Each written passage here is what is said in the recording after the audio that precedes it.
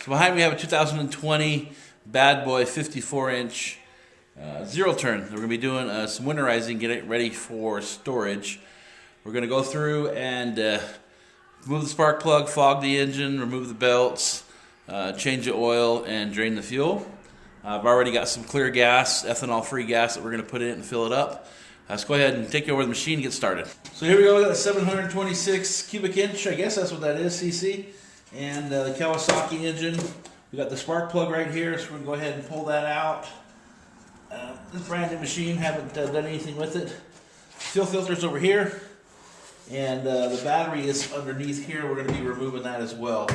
So let me kind of top it off with some fuel and put some stabilizer in it, and we're going to do that next. Here's a couple items that we're going to be using.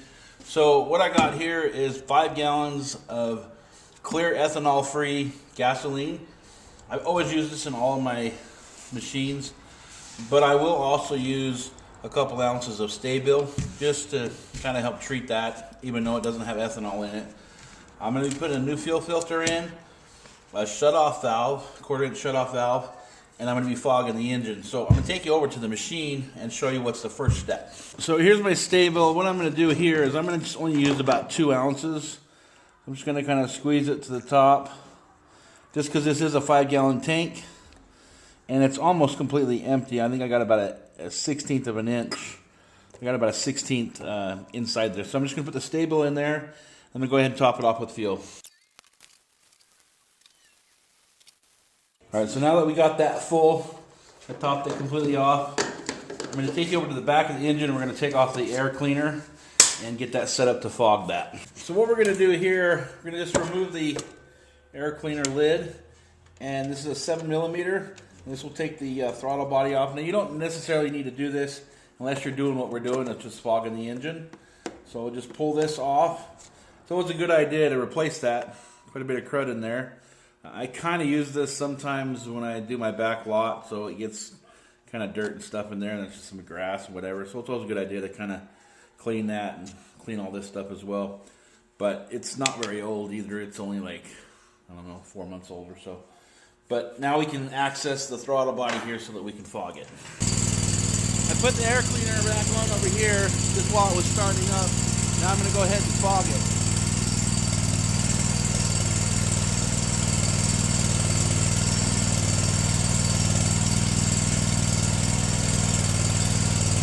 The way we do this, just take this off, just spray it in there, just spray it in, but you don't want it to die, you just kind of want it to go through the engine.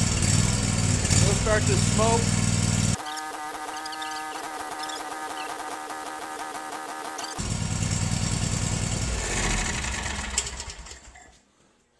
Okay, now I want to run it out of fuel, so I want to put that fuel shut-off valve in right now. So this next step, I ordered some fuel shut-off, quarter-inch fuel shut-off lines, because this didn't come factory with it. And I just wanted to install that because I thought that'd be a better option than leaving fuel in there. So I'm just going to go ahead and I'm going to cut the line right here. I just started it up, so there may be some pressure in it. So just cut that line, and then we'll put on a quick hose clamp. You don't necessarily have to do this, but I think it's kind of a good step to do, especially if you're going to let it sit for any length of time. It's just nice to have that shut-off line in there. Pretty simple. I think the kit was like, it was like $5 for 3 of these on eBay with the filters. But I'll replace the filter, you know, come springtime when I'm ready to put it back in service. So pretty easy to install. The way it's working, you know it's on when you have it like this. It's flowing with the line. That means it's on. That means it's off. Pretty simple. So now that we got the fuel shut off in, it's on right now. So it's going sideways. But we're going to fog the engine and run it out of gas at the same time. Now it's a little hard to do both at the same time. You can either just turn the valve off, let it run out of gas, and then fog it, or you can fog it when you're done. There's a couple ways to do it, but what I'm going to do is I'm going to kind of do them both at the same time. I'm going to turn the switch off to let it run out of gas, and I'm going to also fog it while it's running out of gas, if that makes any sense. So I just put the air cleaner back on right here. So let me give you a better air cleaner. And I'm going to shut the valve off, shut the fuel off. And it's going to start running out of gas, and it's going to take a few minutes to do that. So I'm going to start fogging it. And it's going to start smoking real bad here in just a few minutes. But I don't want it to run out. I don't want it to stall because I put too much oil in it. I want it to run out of gas. So that's what I'm going to try and start doing here in just a minute.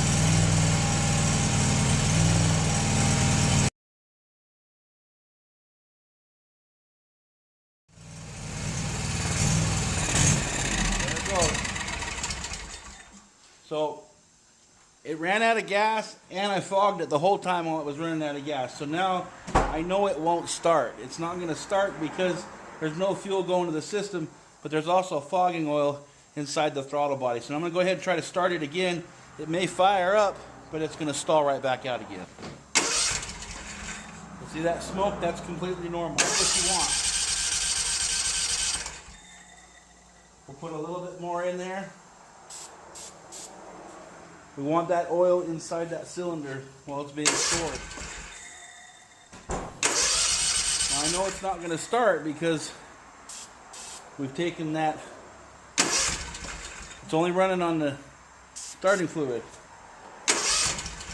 So that we know it's not starting because we shut the fuel off. Fuel tank's full, fuel line is shut off, and the engine is fogged so that there's nice fresh oil inside that cylinder so it can't seize up through the winter. So now I'm going to take off the little boot. The reason I'm doing this is I just want to be able to clean it. Now this filter isn't very old, and I will replace it come springtime, but I want to clean it out while it's being stored. So I'm just going to spray this out with air.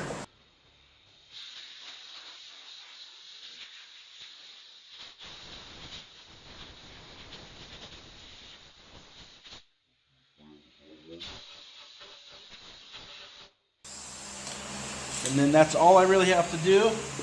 I'm going to put that just like this, tighten down that little connector, and then that is stored away for winter.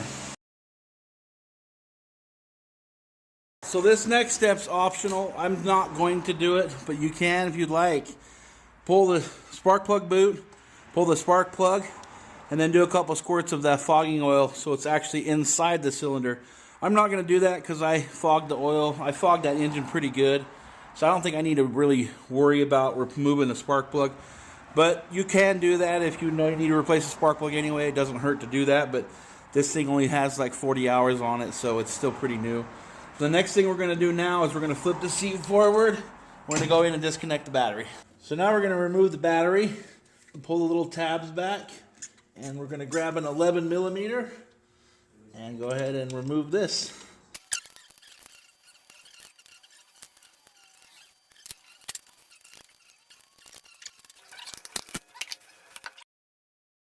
Alright, so this next part is optional.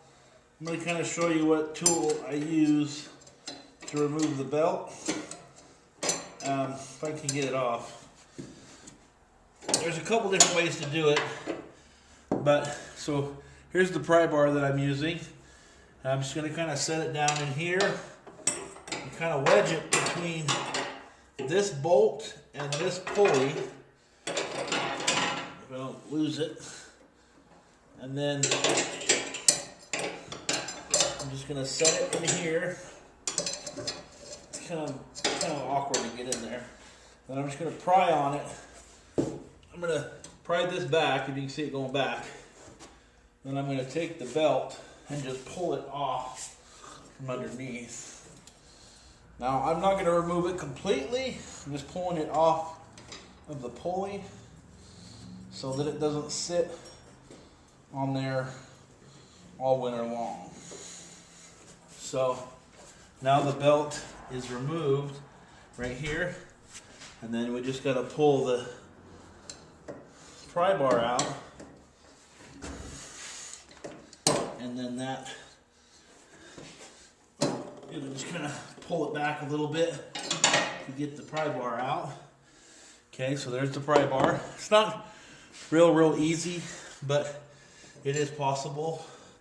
And then just take the belt. You can kind of pull it back a little bit by hand. So now both the belts are off. It's just one big belt, one serpentine belt. But this one's off of that pulley. That one's off that pulley. Kind of just takes the pressure off of it through the winter because it doesn't need to be on there. Now I'm going to take you down to the rear wheels, show you how to disconnect the axle so we can roll it. So I wanted to give you a little bit of a close-up here on these belts. So here, when I say belts, it's one belt that runs the whole unit. So this is where I pulled it off of that side, and there's the other side. And what I did is I put that pry bar right in here, and so all I really did is just, you can see where I'm pulling it with by my hand, but it's a little hard to pull it by the pressure that's in it just by your hand. That's why I put the pry bar in there, but you can see I can actually pull it.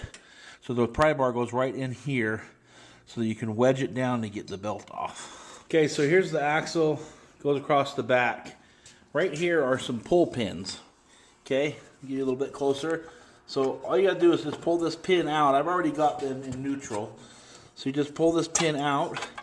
So when it's pushed all the way in, that means that it's activated to the transmission, so it'll only drive with the transmission. If you pull it all the way back, and then you put that clip back in there, then it'll be in neutral so you can roll it over into wherever you're gonna store it. Okay, so that pretty much covers it. Go ahead and put the lid back on and put the seat down. And we're going to roll it over to where it's stored. Okay, so there we are. We're all done. Now the last step I would recommend is to either use a silicone protectant, either like WD-40, tire wet, something like that. Something that has a silicone base, just kind of spray it over the whole thing. Wipe it down with a microfiber towel. I've already done that on this. So I'm just going to go ahead and roll it over to the storage area for winter. Now I store this indoors all winter long. But if you're going to be storing it outside, you want to do the exact same process. I don't want to put it out in my shed. I'd rather park it in my garage. Kind of an expensive machine. I don't want it to get rusted or rotted out throughout the winter months. So anyway, that's it for the video. Hopefully you guys learned something. I didn't see any videos on YouTube that kind of talk about how to, winterize a zero turn. There's like bits and pieces of different types of videos, but not a complete video. So hopefully this video helps you guys out. So please rate, subscribe, and comment, and we will see you guys next Tuesday. Thanks.